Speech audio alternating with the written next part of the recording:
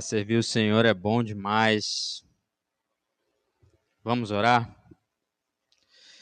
Santo Deus, nosso Pai, nosso amado Deus e Senhor, nós estamos aqui, Senhor, nessa noite, para te pedir, Senhor, que o Senhor abençoe, Senhor, as nossas vidas, que o Senhor desperte, Senhor, nosso espírito para te adorar, Senhor, para te servir, e que agora, Senhor, abre os nossos ouvidos para ouvir as maravilhas da sua lei. Nos ensina, Senhor, que a tua palavra seja poderosa nessa noite. Espírito Santo de Deus, invocamos o seu nome, o seu poder, para que o Senhor quebre as barreiras, levante os caídos, salve os perdidos, liberte aqueles que estão presos, Senhor. É o que eu te peço em nome do nosso Senhor Jesus Cristo. Amém. Bom, mais uma vez, nossos visitantes, sejam muito bem-vindos. Sempre um prazer vê-los. Muito bom estar aqui junto do povo de Deus. Meus irmãos, apenas uma pequena palavra em relação às meninas. Elas estão muito molinhas ainda receberam quase nenhuma vacina, então por enquanto a gente não vai liberar para pegar no colo, dar aquele cheirinho, passar a mão no rostinho. A gente precisa ter esse cuidado agora, tá bom? Depois pode pegar, virar de cabeça para baixo, dar presente, cheirar, aquela coisa toda, mas por enquanto tem que esperar só mais um pouquinho, tá bom? Conto com a ajuda dos irmãos. Então hoje nós estamos, acima de tudo, celebrando o dia do Senhor, mas também estamos celebrando o 60º aniversário do pastor Paulo. E quando nós vemos alguém que chega aos seus 60 anos, firme, muitas vezes nós nos perguntamos, caramba, como é que faz, né? Qual é o segredo? E a resposta, em primeiríssimo lugar, não é olhar para o pastor Paulo, mas olhar para o Deus a quem o pastor Paulo serve. Muitas vezes nós cometemos o erro de ver um homem ou uma mulher de destaque e olhar para ele e falar o que ele tem. Ele é diferente, ele é muito acima de nós, como se fosse pelos seus próprios méritos, suas próprias virtudes. Mas antes de tudo, é a ação de Deus na vida de alguém. Em outras palavras, se a gente perguntasse ao apóstolo Paulo, de repente, Paulo, diante de tanta luta, de tanta coisa, Paulo, como você pode perseverar tanto? Eu vi você sendo açoitado, eu vi você sendo maltratado. Por que você continua? Como? Qual é o seu segredo? Ele poderia nos dizer, como disse em 1 Coríntios 15, pela graça de Deus sou o que sou. E poucos versículos depois ele diz, eu trabalhei muito, todavia não eu, mas a graça de Deus que está comigo. Então Paulo diria, filho, não sou eu. Você está olhando para o lugar errado. Você deveria estar olhando para aquele que me sustenta. É ele em quem você tem que fixar os seus olhos. A preservação dos santos é uma obra do Deus Todo-Poderoso.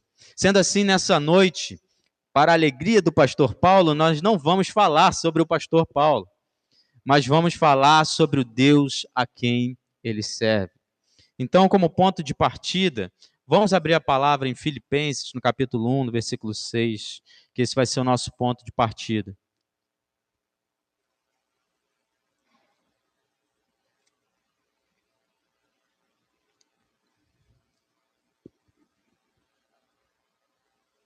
Esse verso é muito interessante. Logo na abertura da sua carta aos Filipenses, Paulo faz uma declaração que ficou marcada na história da igreja, que quase todo cristão já ouviu falar, já ouviu uma pregação sobre, e não é à toa.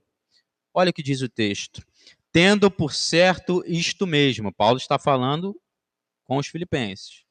Aquele que em vós começou a boa obra, a aperfeiçoará até o dia de Jesus Cristo. Esse texto nos traz duas verdades fundamentais. E é um texto de convicção, porque ele começa com Paulo dizendo, olha, eu estou certo do que eu estou falando. Não é algo que eu penso, não é algo que talvez seja verdade. Paulo fala assim, eu tenho certeza do que eu estou falando. E ele apresenta então duas certezas para ele inabaláveis. Primeiro, Deus salva. E segundo, Deus sustenta aqueles que ele salvou. Então vamos dividir essas verdades para a gente se aprofundar um pouco. Em primeiro lugar, Deus salva. Deus transforma vidas. Se você olhar para o seu lado agora, você vai ver vários exemplos, como o nosso irmão Paulo falou pela manhã. Aonde você pode ver um cristão, você pode ver o poder de Deus de transformar vidas. A mudança é tão grande que a palavra usa um termo que confundiu até um religioso judeu muito sábio: nascer de novo. Não é apenas uma mudança superficial, é como se uma nova pessoa viesse à vida. Deus faz essa obra, ele começa essa obra, como o texto diz, tendo por certo disso que aquele que começou a boa obra. Deus começa uma obra na vida das pessoas e o testemunho da Escritura é claro. Todos que hoje são cristãos, um dia viveram em estado de profunda rebelião contra o seu Deus. Preferiam o pecado, preferiam as trevas, preferiam adorar a criatura ao invés do Criador. Como o João 3,19 vai falar também, eles preferíamos ficar nas trevas, porque a luz revelava a nossa maldade. Preferíamos viver em desobediência, preferíamos fazer as coisas do nosso jeito. Eu tenho a minha opinião, eu vejo o mundo de uma forma, viverei dessa forma. Cada um de nós, todos os seres humanos, vivem, compartilham essa mesma história. Dominados pelo pecado, rebeldes, orgulhosos. O âmago do nosso ser era contra Deus. Não queria servir a Deus, mas que Deus nos servisse. Que Ele fizesse, como o nosso irmão também falou pela manhã. Buscamos a Deus não porque o amamos e queremos fazer sua vontade, mas porque queremos que Ele nos sirva fazendo tudo o que desejamos. Isso não é amor a Deus. Isso é usar a Deus. Mas, num belo dia, num glorioso dia, o nosso Salvador penetrou por todas essas resistências que havia no nosso coração, toda essa rebelião inata que havia no nosso ser e nos transformou. Abriu os nossos olhos, como nós cantamos, para ver coisas que não conseguimos ver. Entender mensagens que de repente ouvimos na igreja, ouvimos um colega no trabalho, ouvimos um colega na escola, ouvimos o vizinho compartilhar e nós não entendíamos nada. O que isso tem a ver com a minha vida? Salvação, cruz, morte, que história é essa? Até que o Espírito Santo de Deus veio e tudo mudou. Sim, irmãos, Deus começa uma grande obra na vida das pessoas. O testemunho da Escritura é o quê? Pela graça vocês são salvos. Romanos 5,8 fala que Cristo morreu por nós enquanto nós éramos seus inimigos, o rejeitávamos. Mas Ele, ao invés de nos rejeitar em resposta ao que fazíamos, Ele nos abraçou. Ele nos acolheu e Ele levou sobre os seus ombros a nossa condenação. E então recebemos um novo coração, uma nova vida, uma nova natureza. Nosso irmão também citou pela manhã que se alguém está em Cristo, nova criatura é. E essa palavra ela pode ser traduzida, inclusive em algumas versões, é uma nova criação. Um novo trabalho criador de Deus acontece no coração de todo aquele que crê em Jesus Cristo. Deus começa uma obra. E essa obra, às vezes, como crentes, nós nos acostumamos. Eu criei, Jesus mudou minha vida. Mas isso é um milagre tremendo. Tremendo. Spurgeon diz assim, se o Niágara, aquelas fontes, né? Se o Niágara, de repente, fosse feito subir em vez de descer, não seria um milagre tão grande como mudar a vontade má e as paixões desenfreadas dos homens. Renovar a própria essência da humanidade e remover o pecado e a sua influência do coração do homem não é apenas o agir do dedo de Deus, mas o erguer do seu braço. Esse é o milagre que Deus fez, a obra maravilhosa que aconteceu na sua vida. Deus começou uma obra na sua vida, meu irmão. Começou uma obra na sua vida, meu irmão? Glória a Deus por isso. Mas a pergunta que nos fica é: e agora? Deus iniciou uma obra na minha vida, louvado seja o seu nome. E agora, Lucas? Essa pergunta intrigou meu pai no início da sua jornada, não foi? Caramba, Deus me salvou e agora agora está comigo, é eu que tenho que conduzir minha vida, é na minha força que eu vou perseverar, mas eu sou inconstante, eu sou falho, eu oscilo, eu estou perdido. Será que o Senhor deu start e agora é eu que resolvo a situação? Então nós vemos a segunda certeza desse texto. Deus sustenta os seus salvos. Porque aquele que em vós começou a boa obra, a aperfeiçoará até o dia de Cristo. Nós vemos então que o texto vai além e diz que Deus não só começou um trabalho, ele vai continuar trabalhando nessa reforma, nessa obra, até o dia que ele vai falar: está acabado. E qual é o dia esse? O dia de Cristo. O dia em que o Senhor abrirá esses céus, descerá desses céus com alarido, voz de trombeta e a voz do arcanjo, e aí nós vamos ser transformados, glorificados. 1 Tessalonicenses também fala isso. Paulo fala: fiel é o que te chama, e ele fará. Você vê que não depende da nossa força, mas depende daquele que chama, depende daquele que sustenta. Em Romanos também 14 fala que o servo de Deus estará firme, porque poderoso é Deus para o firmar, para o sustentar. Então a vida cristã não é sobre você ver Deus começando uma obra na sua vida e depois você, pela sua própria força, levá-la adiante. A vida cristã é sobre você ver o milagre de Deus acontecendo na sua vida para que você nasça de novo. E depois você ver Deus fazendo milagres dia após dia para que você permaneça crendo. Essa é a obra de Deus. Quando falamos dessa obra de Deus, nós falamos pelo menos de um dos seus grandes atributos, a fidelidade de Deus.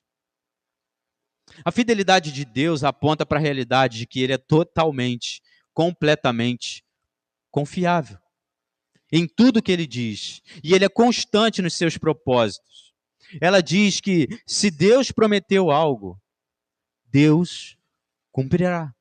Se Deus começou uma obra, ele a levará até o fim. Isso sempre me lembra as palavras de Josué. Depois daqueles dias turbulentos de batalha, ele diz: nem uma só palavra caiu de todas as boas palavras que falou de vocês o Senhor, seu Deus. Todas sobrevieram a vocês, nem delas caiu uma só palavra. E toda vez que eu ouço essa declaração de Josué, eu não consigo deixar de imaginar que na Nova Jerusalém nós diremos essas mesmas coisas. Quando o pastor Martins vai olhar para mim, e eu vou olhar para o Kaique, e o Kaique vai olhar para a Larissa, e nós vamos olhar um para o outro e falar: meu irmão, tudo que Deus prometeu se cumpriu. Mas nem um negocinho desse tamanho que ele tinha falado que ia acontecer, deixou de acontecer. Nosso Deus é fiel. Vamos falar isso lá. Eu tenho certeza.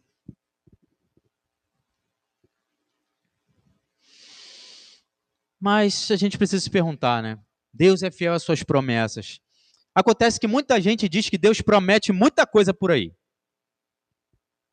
Mas o que Deus prometeu na palavra? Que é certo, Lucas, aquele negócio que Deus prometeu mesmo. Bom, tem algumas coisas. Primeiro, ele prometeu a companhia perfeita para você. Ele disse que estará contigo todos os dias da sua vida e por toda a eternidade. Ele te prometeu também uma existência eterna e completamente bem-aventurada, que ele chamou de vida eterna. Ele prometeu para você uma família perfeita para conviver para sempre. Você no céu com seus irmãos. E isso nos fala que ele também nos prometeu um lugar perfeito, a Nova Jerusalém. os novos céus e nova terra, onde nós habitaremos. Ele cumprirá suas promessas. Você crê nisso, meu irmão? Deus cumpre o que promete. Sim, nosso Deus salva e sustenta aqueles que salvou. Spurgeon mais uma vez diz: aquele que olhou para nós quando estávamos mortos em pecado e nos chamou para a vida espiritual, aquele que começou a boa obra, também continuará a nos considerar com favor, até que nossa vida seja consumada na terra, onde não há morte, nem tristeza e nem gemidos. Spurgeon traduz essas ideias. Não é só que Deus me amou, Deus me ama hoje. Não é só que Deus foi gracioso comigo, Ele é gracioso comigo hoje. E Ele será amanhã, e Ele será terça-feira, e Ele será quarta-feira, e nós diremos isso até o último dia que estivermos respirando nessa terra. E aí nós não passaremos para um lugar esquisito, etéreo, abstrato, mas nós vamos direto para a presença desse que nos sustentou durante a nossa vida. Mas para nós aprofundarmos um pouquinho esse tema de Deus nos sustentar, eu queria que nós pensássemos em 3 perguntas aqui. Por que Deus nos sustenta? Como Deus nos sustenta? E como nós devemos reagir a essa realidade? Então, em primeiro lugar, por que Deus me sustenta? Por que Deus te sustenta, meu irmão na fé? Em primeiro lugar, Deus nos sustenta porque Ele se importa conosco. Mesmo sendo pecadores, Ele nos amou. E mesmo hoje, nós ainda somos pecadores ou não somos? Mesmo hoje, nós ainda fracassando, errando, tentando servi-lo, mas titubeantes, Ele ainda nos ama. Ele ainda se importa conosco. Nós somos as suas ovelhas. Isaías 41, 8-13, tem um verso lindo, que diz assim: mas tu, ó Israel, aí bota o seu nome aí, tu, ó Paulo Farias, ó Jadir, ó Moza, servo meu, tu, Adriana, a quem elegi, semente de Abraão, meu amigo, tu, a quem tomei desde os confins da terra e te chamei dentre os mais excelentes e disse: tu és o meu servo, a ti te escolhi, não te rejeitei. Não temas, porque eu sou contigo. Não te assombres, porque eu sou teu Deus. Eu te esforço e te ajudo, e te sustento com a destra da minha justiça. Essa é a palavra de Cristo para você, meu irmão. Você vê aqui, quem sustenta, quem ajuda, quem fortalece, quem dá vitória, é Ele. Sim, nosso Deus se importa conosco, mas Ele também cuida de nós porque Ele é poderoso. Ele poderia querer cuidar de nós, mas não conseguir. Mas Ele é poderoso. Assim como a salvação é um milagre, eu acabei de falar, mas a nossa perseverança, a nossa preservação também é um milagre. Nós somos atacados por Satanás todos os dias. Nós somos influenciados pela nossa velha natureza todos os dias. Nós somos influenciados por um mundo mau todos os dias. Mas Ele nos mantém de pé. Ele nos sustenta. Uma outra citação preciosa diz assim, ó: a vida de um cristão é uma sequência de milagres. Veja uma faísca permanecer no meio do oceano. Veja uma pedra suspensa no ar. Veja a saúde florescer numa colônia de leprosos. Um cisne branco em rios sujos. E você vê um retrato da vida cristã. A nova natureza é mantida viva entre as garras da morte, conservada pelo poder divino, pois não poderia continuar por meio de nenhum poder menor, mais fraco do que o poder divino. Quando o cristão instruído olha ao seu redor, ele se vê como uma pomba indefesa que está no céu, planando, sendo alvejada por centenas e milhares de flechas, e de alguma forma, pelo poder de Deus, ela chega no seu destino. Assim é a vida cristã. É um milagre, é o poder de Deus. Ele nos sustenta porque Ele é poderoso. E em terceiro lugar, Ele nos sustenta porque Ele é fiel. Como nós dissemos, se Ele prometeu, se Ele começou, se Ele se comprometeu a uma obra, Ele a terminará. Romanos 8, 29 a 30, nós conhecemos. Abra comigo. Romanos 8, 29. Fala da obra de Deus na nossa vida. E o que é lindo é que Romanos 8, 29, ele não começa nem no momento em que Deus começou a obra, não. Ele começa desde a eternidade. Ele vai lá atrás, antes de Deus nos salvar. Porque ele diz assim, porque os que dantes conheceu, versículo 29, também os predestinou para serem conformes à imagem do seu Filho, a fim de que ele seja o primogênito entre muitos irmãos. Agora, olha essa sequência maravilhosa. Meu pai tratou disso na quarta-feira passada. E aos que predestinou, a esses também chamou. E aos que chamou, a esses também justificou. E aos que justificou, a esses também glorificou. A partir do momento que lá na eternidade, Deus te olhou, te amou, colocou o seu amor sobre você, Ele levará você até a glória. Essa é a verdade clara das Escrituras. Então, se nós fomos amados desde a eternidade, se fomos selados com o Espírito Santo, se recebemos as suas promessas, nós podemos estar confiantes de que seremos sustentados até o fim. Por que Deus nos sustenta? Porque Ele se importa, porque Ele é poderoso e porque Ele é fiel. Mas em segundo lugar, então, como?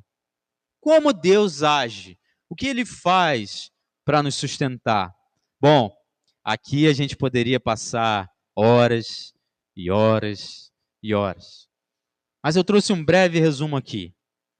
Em primeiro lugar, para a gente ver que Deus enviou o seu Espírito Santo para viver dentro dos seus filhos. Jesus falou, o Espírito vive dentro de vocês. Esse Espírito testifica para nós o que é a verdade.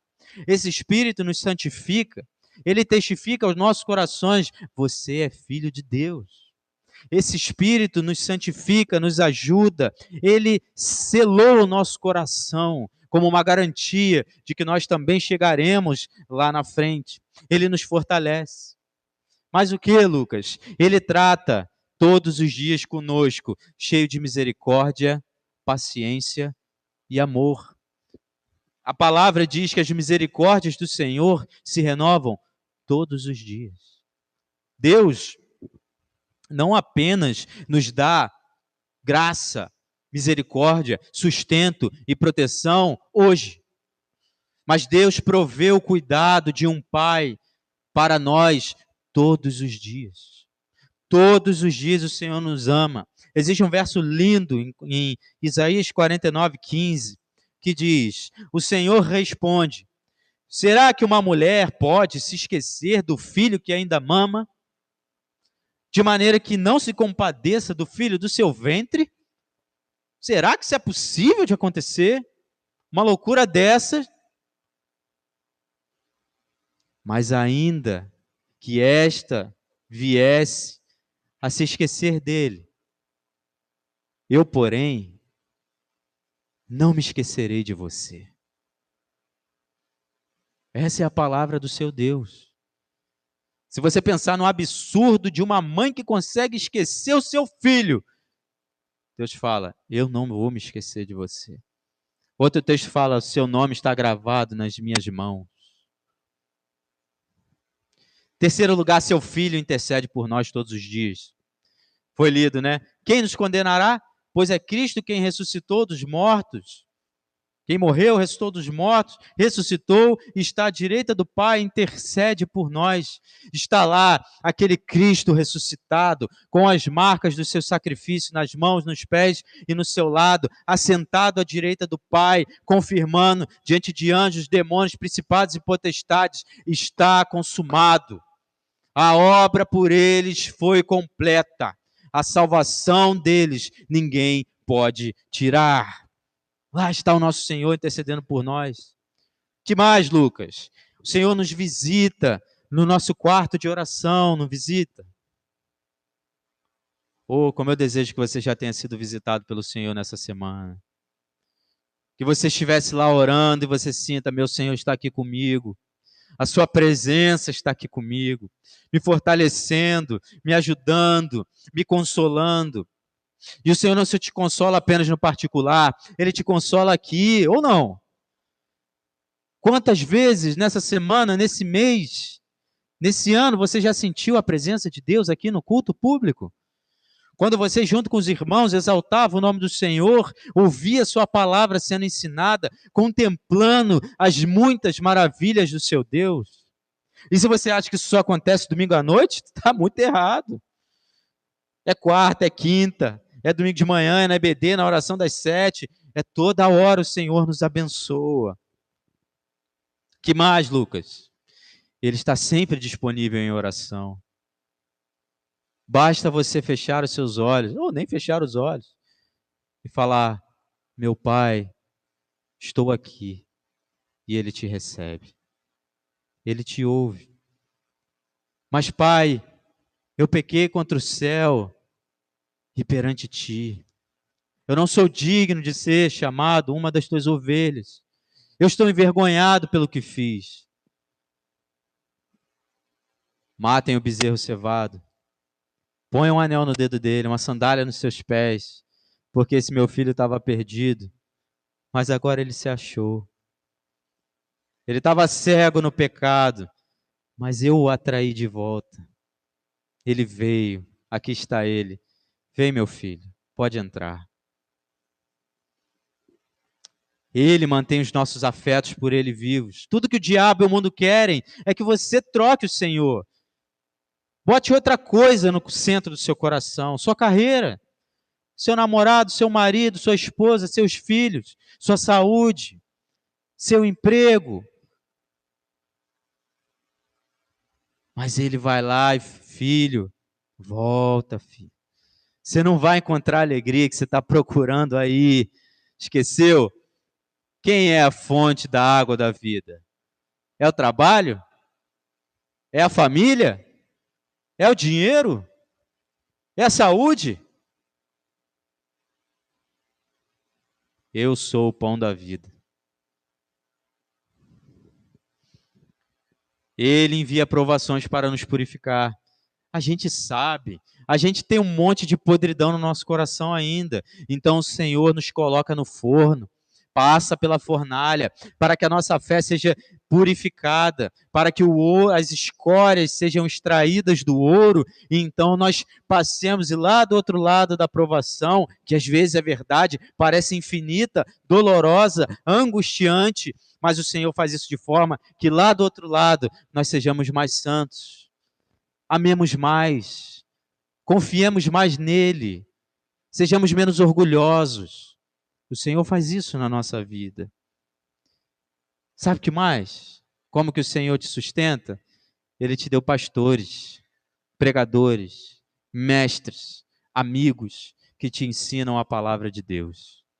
Hoje é aniversário do meu pai, hoje não, né? Estamos comemorando o aniversário do meu pai, mas de certa forma, a vida do meu pai também é um presente para cada um de nós. Porque é um homem que está lá no seu quarto, lendo, orando, buscando a Deus, para que possa nos alimentar. Para que Deus nos alimente por meio das mãos dele. Deus te sustenta por meio desses pastores. Essas são apenas algumas coisas, umas poucas coisas que o Senhor faz para te sustentar. Mas a gente precisa de uma última pergunta. Tudo bem, Lucas, eu entendi a doutrina. Se quiser um nome bonito, é a perseverança dos santos ou a preservação dos santos. Mas então, Lucas, como eu vivo? Como que eu reajo a essa verdade? Como isso muda a minha vida? Bom, muitas pessoas dizem, Lucas, que amor impressionante. Caramba, um Deus que me sustenta independentemente da minha força. A obra é dele, ele completa. Então, eu posso viver uma vida relaxada, tranquilo. Não preciso batalhar, não preciso me esforçar, está tudo bem. Esse é um grande erro. Ué, é um erro? Sim, porque esse mesmo Deus que nos sustenta nos ordenou: seja diligente. Medite na minha palavra de dia e de noite. Entra no teu quarto, fecha a tua porta e ora ao teu Pai que está em secreto. Esteja na congregação, jamais abandone a reunião dos santos. Vigiai e orai para que não entreis em tentação. Ore, persevere, continue, batalhe e insista até o sangue. Ser fiel até a morte e dar-te-ei a coroa da vida. A verdade, meus amados, de que Deus nos sustenta até o fim, não é uma desculpa para viver em pecado, mas é um consolo para os santos que lutam para viver em santidade. Vou repetir. Essa verdade não é uma desculpa para um viver relaxado, mas é um consolo para todo aquele crente que está buscando servir a Deus todos os dias da sua vida. Eu posso dar testemunho diante dos irmãos hoje que meu pai viveu dessa forma e vive dessa forma. Desde que eu tenho lembrança, eu vejo meu pai buscando o Senhor. Eu vejo ele ouvindo sermões incessantemente. Eu vejo ele com o livro na mão na sala, no quarto, na varanda, no banheiro, querendo conhecer o Senhor, querendo aprender mais, querendo ser um obreiro aprovado. E sabe o que a Bíblia nos diz sobre isso? Hebreus 13:7. Lembrai-vos dos vossos pastores, que falaram a palavra de Deus, a fé dos quais imitai, atentando para a sua maneira de viver. A Bíblia está falando assim, ó, você tem um pastor, sério, meu irmão, você tem um pastor santo, olha para ele e imita ele. Devemos ser diligentes, dedicados na obra do Senhor. Então, meus amados, vamos terminar com algumas aplicações.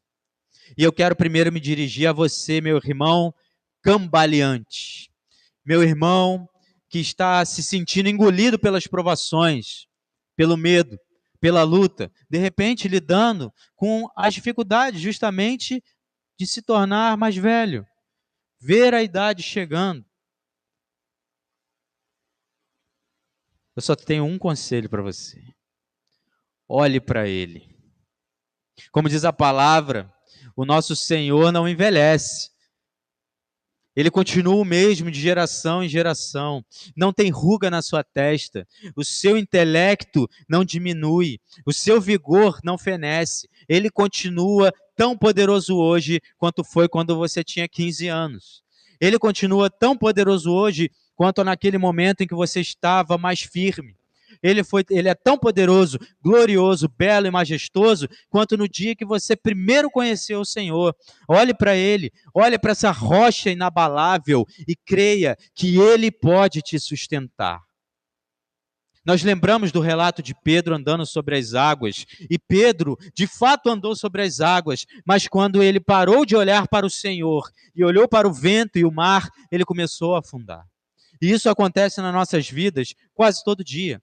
Porque nós temos um Senhor que nos sustenta, ou não? Mas às vezes a gente olha a situação e fala, não, mas aqui não dá, aqui não tem como, aqui eu não vou conseguir, até daquela vez até deu, mas agora é pior, é mais difícil. O Senhor te sustentará. Que esse seja o seu lema, meu irmão. Quando os desafios vierem, você olhe e fale, meu Deus me sustentará. Mas eu não dou conta, mas Ele dá conta. Nós precisamos crer nisso. Isaías 46:4. Outro texto lindo. Até a velhice de vocês, eu serei o mesmo. E ainda quando tiverem cabelos brancos, eu os carregarei. Eu os fiz, eu os levarei, eu os carregarei e eu os salvarei. Tem um texto que nós amamos muito, está lá em João 10, que o Senhor fala sobre as suas ovelhas. Eu fiz uma pequena adaptação para colocar isso de forma mais pessoal ainda. E o texto diz assim: você é minha ovelha e ouve a minha voz. E eu te conheço e você me segue. Eu lhe dou a vida eterna. E você nunca vai perecer. E ninguém arrebatará você das minhas mãos. Meu Pai que deu você a mim é maior do que todos. E ninguém pode arrebatar você das mãos do meu Pai. O Senhor sustentou o pastor Paulo por aproximadamente 13 mil dias até hoje. Quantas tentações ele enfrentou? Quantos ataques de Satanás? Mas aqui ele está firme graças ao poder de Deus. E se você é cristão, essa é a sua história também. A história de um Deus que sustenta.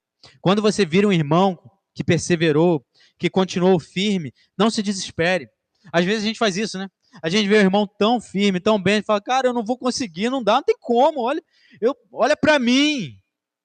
Mas eu quero que ao invés de você pensar isso, você olhe e fale, se Deus sustentou esse irmão, ele há de me sustentar também.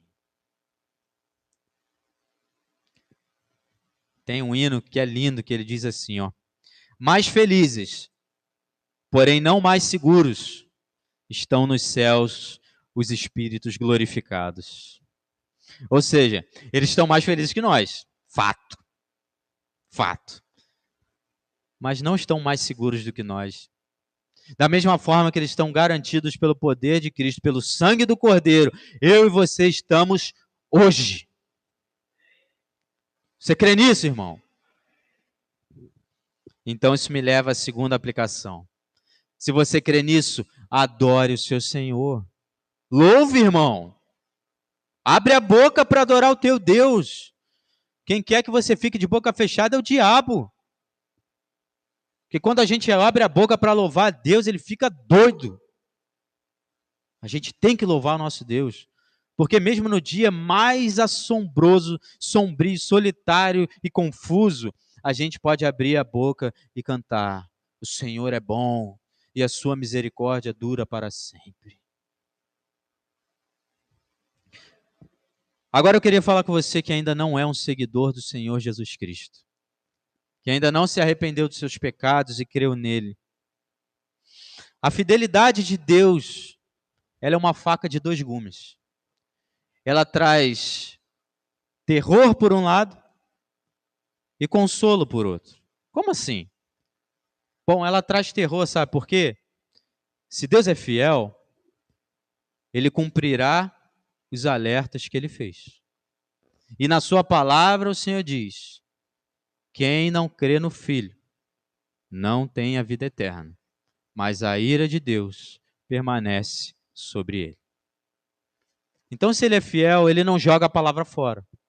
Ele não fala isso e depois vai falar, não, sabe, eu falei aquele negócio, mas deixa pra lá, tá tudo bem. Não, ele é fiel. Então, a todo aquele, nessa noite, seja você membro dessa igreja ou não, reflita e veja se na sua vida realmente houve essa transformação. Se Jesus é realmente o seu Senhor ou se você gosta de fazer parte do grupo social aqui da igreja. Avalie a sua vida. Jesus é sua vida? O irmão falou de manhã. Por que estamos aqui? E todos nós falamos em alta voz: Jesus Cristo. Se isso é verdade na sua vida, glória a Deus. Se não é, é para temer. Porque Deus falou que quem não viver dessa forma será condenado. Tá, entendi o terror. Mas então, por que a fidelidade de Deus é um consolo? Porque ele fez uma promessa. Porque ele disse que todo que vier a mim, de maneira nenhuma eu lançarei fora. Mas eu pequei muito, Lucas. Você não está entendendo. Se eu te falar o que eu já fiz na minha vida, você não vai nem querer olhar para a minha cara. Você mesmo.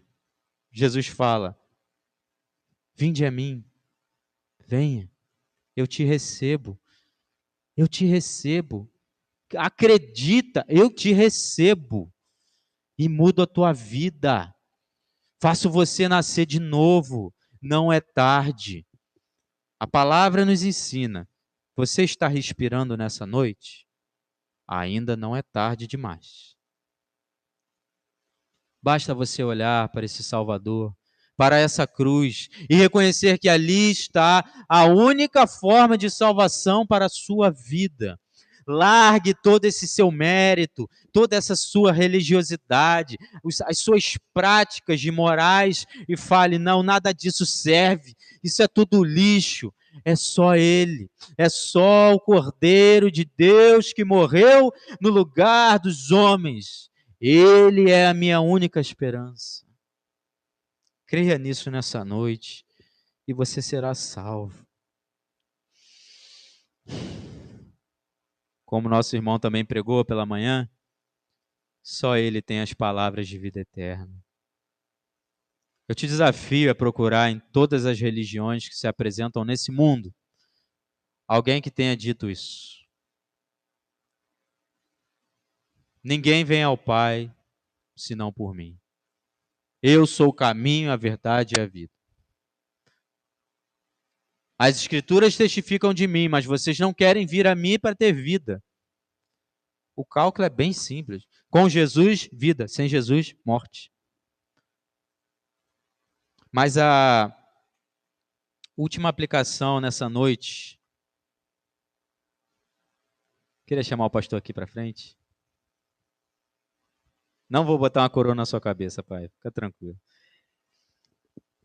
Fica aí, meio virado para mim, meio virado para a igreja. Aí mesmo, aí mesmo. Pastor Paulo, o mesmo Deus que o sustentou por 36 anos, o sustentará até o fim. E te apresentará diante dele, irrepreensível, naquele dia. E ainda que você ache que não, você ouvirá as palavras: bem está, bom servo, bom e fiel. Entra no gozo do seu Senhor. Isaías 67, 1 e 2, Salmo 67, 1 e 2 diz assim: Deus tenha misericórdia de ti e te abençoe, e faça resplandecer o seu rosto sobre ti, para que se conheça na terra o teu caminho, e em todas as nações